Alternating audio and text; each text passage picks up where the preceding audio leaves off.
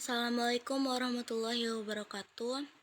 Nama saya Ulida Afriani, NPM saya 2011080306.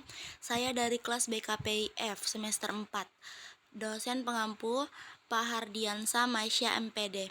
Di sini saya akan menjelaskan 10 faktor yang menjadi pertimbangan konseling multikultural. Sebelum kita lanjutkan ke materi tersebut, kita akan menjelaskan tentang konseling multikultural terlebih dahulu. Konseling multikultural merupakan proses interaksi antara konselor dan konseli dengan latar belakang budaya yang berbeda sehingga diperlukan pemahaman lain, terutama bagi konselor agar dapat memberikan bantuan secara efektif sesuai perspektif budaya konseli. 10 faktor yang menjadi pertimbangan konseling multikultural. Yang pertama, religius atau spiritual identity. Religius adalah nilai-nilai kerohanian yang tertinggi, sifatnya mutlak dan abadi, serta bersumber pada kepercayaan dan keyakinan manusia. Yang kedua, economic class background, atau yang disebut dengan latar belakang kelas ekonomi. Latar belakang sosial ekonomi orang tua meliputi pendidikan, pendapatan, dan pekerjaan orang tua. Jadi, orang tua yang memiliki latar belakang sosial ekonomi yang tinggi akan lebih mampu menyediakan berbagai kebutuhan belajar anaknya, sehingga hasil belajar anak juga akan tinggi. Yang ketiga, sexual identity, atau yang disebut dengan jenis kelamin. Jenis kelamin adalah perbedaan antara perempuan dan laki-laki secara biologis, secara seorang itu dilahirkan. Perbedaan biologis dan fungsi biologis laki-laki dan perempuan tidak dapat dipertukarkan di antara keduanya, dan fungsinya tetap dengan laki-laki dan perempuan yang ada di muka bumi. Yang keempat, psychological development, atau yang disebut dengan perkembangan psikologis.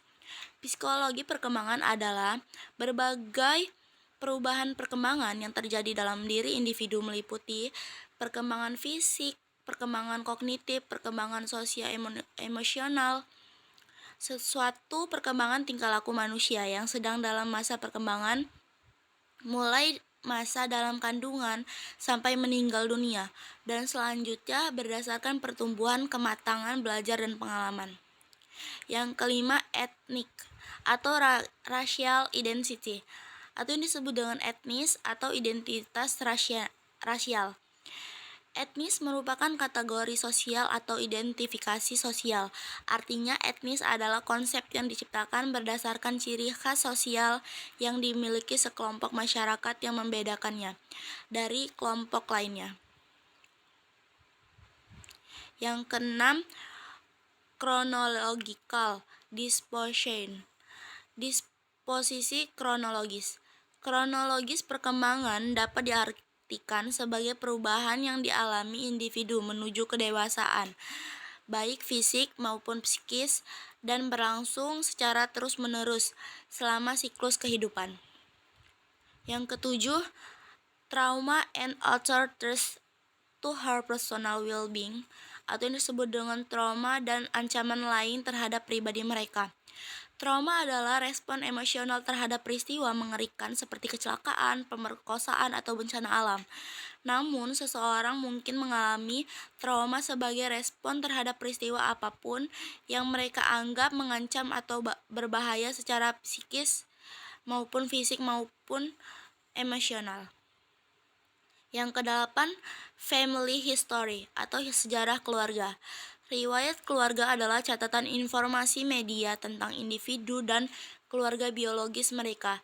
Data genetik manusia menjadi lebih umum dan mudah diperoleh. Semakin data ini digunakan untuk mengidentifikasi individu yang berada pada peningkatan risiko untuk mengembangkan kelainan genetik yang berjalan dalam keluarga.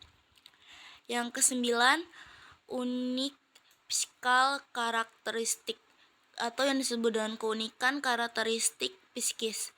Setiap individu mempunyai karakter yang untuk, maka dari itu klien akan menentukan sendiri nilai-nilai yang akan dipergunakannya.